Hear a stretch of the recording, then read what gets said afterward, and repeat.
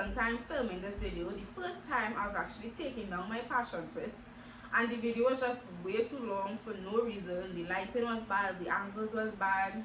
I really didn't know what I was saying. I couldn't get my words out, and we didn't have this glass of wine. She's a Mona Lisa. Hi, it's Kenaya. What's up? What's good? Welcome back to my channel. If you are new here, I hope you like the content and I hope you can subscribe. So let's get into today's video. I'm actually going to be telling you on my unpopular opinions today. So without further ado, let's get into the video. So the first unpopular opinion that I would like to touch on is the fact that I think that this generation praises men for doing the bare minimum. And I see it a lot these days in relationships. I see a lot of posts on Instagram and everything where girls are like, oh, like you need to give your boyfriend a gift or something along those lines for being loyal to you, or for being one of the only loyal boys on the earth or whatever. Yes, I agree with you on men are trash, but we need to remember, and as girls we need to understand that loyalty is something that's supposed to be normal in a relationship. It's supposed to be regular, smuggler, even though it might be rare these days in this generation and for boys at this age. We still shouldn't act like if it's some grand gesture just because you are loyal. Loyalty is like the basis of a relationship. That's communication, trust, etc. Also, why I say this, me and my mom were in the car a day and we were listening to the radio, and this guy had called in and he was talking about how he's a single dad and how like we need to big up the single dads out there. And I was just like, why? The lady was going off about how it's admirable for being a single dad, and I'm like, a little doesn't go off so much with the amount of single mothers that have in this world and have so much more. So why are we praising these men for being fathers to the children? If you and a person come together to make a child, it is actually your responsibility to take care of it. Period. I think our expectations for men are so low that if they do like the slightest little thing above those expectations, we go crazy and we are so surprised when it's literally the bare minimum. They need to step it up. Seriously.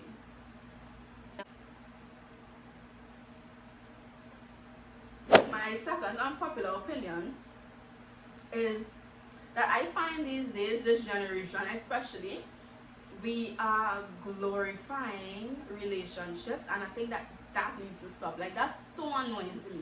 This generation has this concept that you need to be in a relationship to feel fulfilled or to look like you have your life together, etc, etc. There's a lot of people putting themselves in situationships or just continually throwing themselves at new people because they think that this is what they need to be doing at this age, and they're just focusing on trying to love somebody else rather than love themselves. I know this is so cliche, and a lot of people they just be like, love yourself before whatever. A lot of people they say that and they just not be doing it, if you understand what I'm trying to say.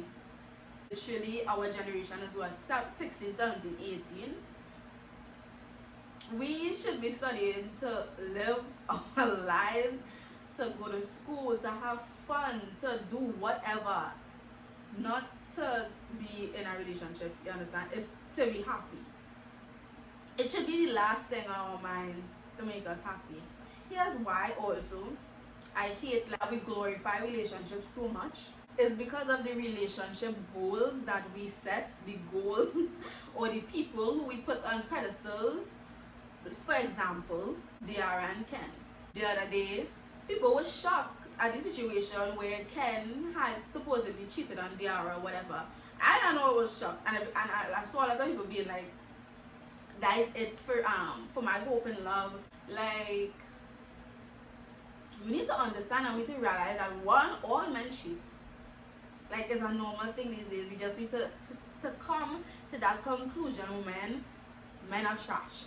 And the fact that we have these relationship goals dictating our pace is stupid. We do it with movie characters now, a lot of like YouTubers, Instagram people who we just put in on a pedestal And because the relationship looking cute on the outside from what they posting, like a lot of us just looking up to that, instead of just trying to find yourself and wait for the right person to come. This entire generation is just boy crazy and girl crazy. And another reason why I hate it, because we're not wanting relationships for the right reasons. A lot of people, they either want it for materialistic reasons or for sexual reasons, which both of them are terrible and we need to throw it out the window. Unpopular opinion. Can we stop pointing out things that can be insecurities to people? I think all of us have a general understanding of what is insecurities and what are the most common insecurities. It could be the height or the weight, anything like that.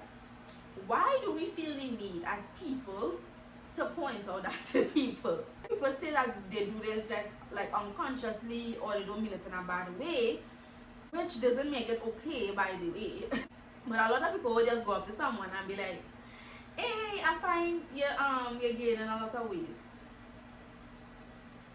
Like, why would you feel like that is okay to say to someone, even if that is not that person's insecurity, even if they don't tell you at that point like, hey, this is my insecurity, and they just go along with it? It's because they feel awkward and you just make them feel bad for the rest of their day. Like, a lot of old people do this. They just come up to you and be like, we find you're gaining weight or something like that. It's just like, stop. And I think it goes both ways for gaining weight, losing weight. Like, it's not cool. If an individual doesn't bring up the conversation to you themselves, then you should just not do that. There's so many other things in the world to talk about. If you find the conversation ain't going good, just end it. Don't talk about somebody's weight or somebody's height or anything else that they could be insecure about, like the acne or like certain features that they have. This happened to me so much, and I saw this happen to somebody else just recently, and I was just like, you don't do that. Another unpopular opinion that I have is that unbalanced friendships are just as bad as unbalanced relationships, or worse. A lot of people know, and they say this, like, when a friendship ends, it is just as bad as, or even worse than, how it feels to end a relationship. And I feel this with unbalanced friendships as well, because I think it is even more damaging, or just as damaging as a broken relationship. I always say, like, friends are the family that you choose, and the people who you want to be around you, and the people who you choose to put your time into, because you don't necessarily have to. You understand? But you choose to do it. People will think that friendships will last due to the fact that this is not a relationship and it is not dependent on communication and talking and you know, all these romantic stuff. Like, they will think that the friendship will just continue going on when that is not true. You still have to put in work just as much as a relationship, to be honest. And I think a lot of people forget this, and they are kind of selfish in a way and just think that other people are supposed to put more time into them rather than they having to put more time into people to sustain something that they actually want. And if you don't want it, that's fine. That will end at some point. But if you do want the friendship, I think that it is necessary for you to put in the work. You know what I hate? I hate the concept of, if they're not texting me, then why would I text them, kind of thing. One, you don't know what somebody is going through. Two, it works both ways, if you understand what I'm trying to say. And I'm not saying this afterwards, because people, after the fact, people are like, well, you don't text me, so I don't text you, when in reality, they were putting in the work and you were not reciprocating it. So therefore, they kind of laid back, and then you realize, well, okay, things, like, I'm not getting the same attention from this person, so therefore, they're not putting enough time and energy into me, when you are actually the unbalanced friend.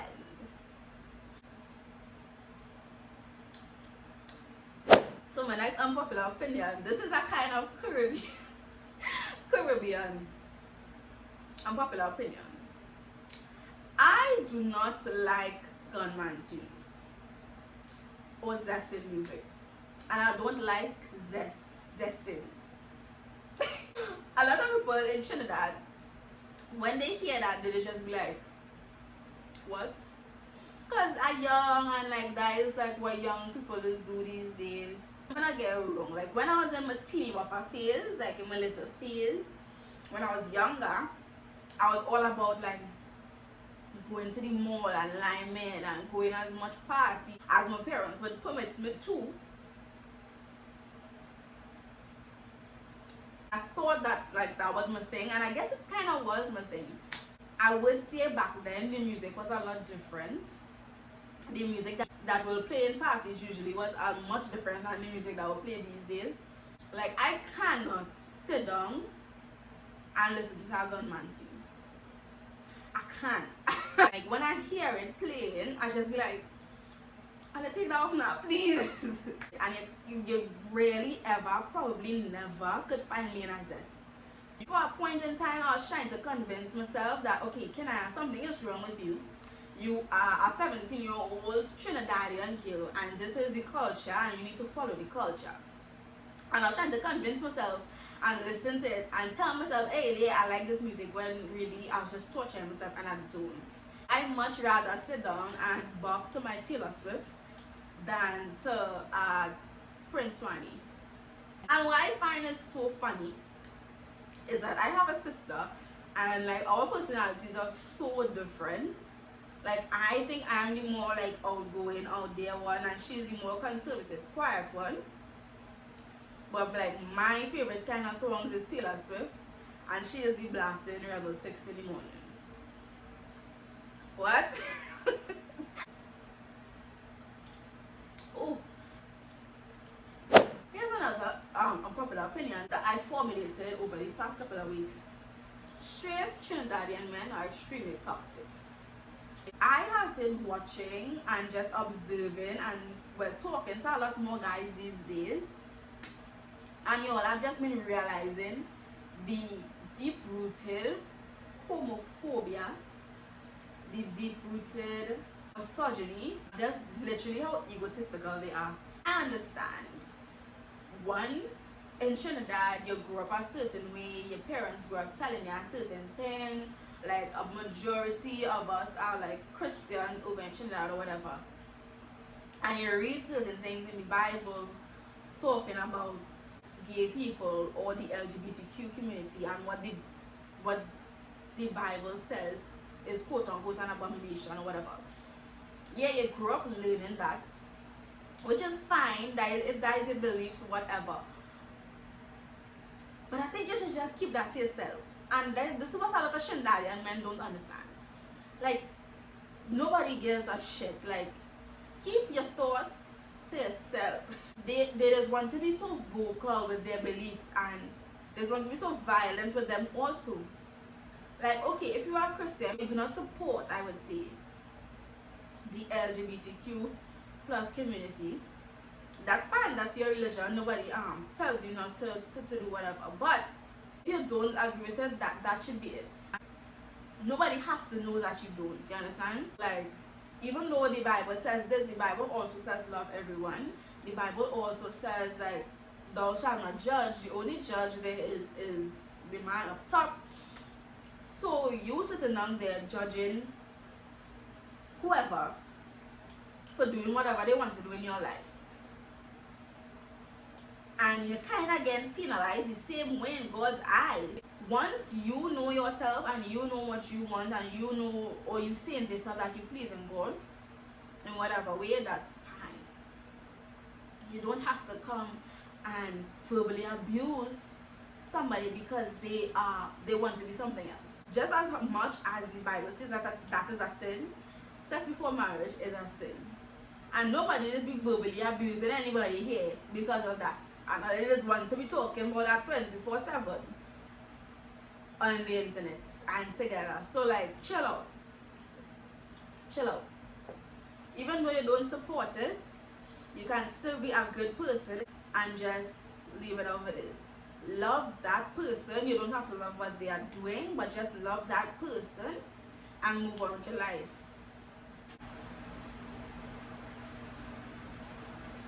I think I'm making a dent in my wine. I ain't seen nothing.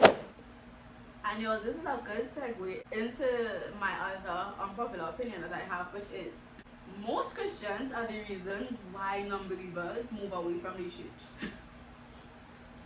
And I have been feeling this and discussing this with a lot of my friends lately. Christians don't understand, or they don't look at the things that they are doing and seeing how that may look or affect a non-believer.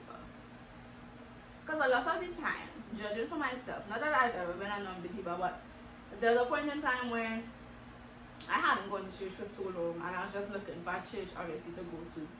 And we are looking in and we are seeing the things that you all are doing to your own members, or how you are treating the own members of the church. And that is turning non-believers away. And I don't think they understand that. Christian people, they treat members and each other like if they are supposed to be perfect, when in reality nobody is perfect. Everybody is going to make mistakes, whether you're on the worship team or you're in a club session. Everybody is entitled to their own opinions, everybody has their own personalities, etc. Christians, I believe, like, they don't believe in that, or like they don't accept it, if you understand. And it's really a turn off. Some Christians are the most judgmental people they will ever see. They are sometimes the reasons why people are just like, stay away from me. Just the way how they approach people is so outdated, and they just don't want to change it. Like, some churches get the memo and understand and like, okay, they're doing things a different way. However, some churches just have this outdated mentality that things should be a certain way that it was 50-something years ago, and expect to get people of this generation, people growing up in this generation, to come to the church. It doesn't make sense to me. The goal of Christians to bring more believers. We shouldn't care what you're doing in life. We shouldn't care who you decide to love. We shouldn't care what's going on with you. We should just want you to come to church, understand the word of God, and like, if you decide to change your mind because you're a Christian now, then that should be fine. But we shouldn't be pushing it down people's throats, and I think that's what they don't understand. And that's why a lot of people just be like, okay, I'd rather not with religion. We need to do better. Christians are supposed to set an example, and you all are not. We are not.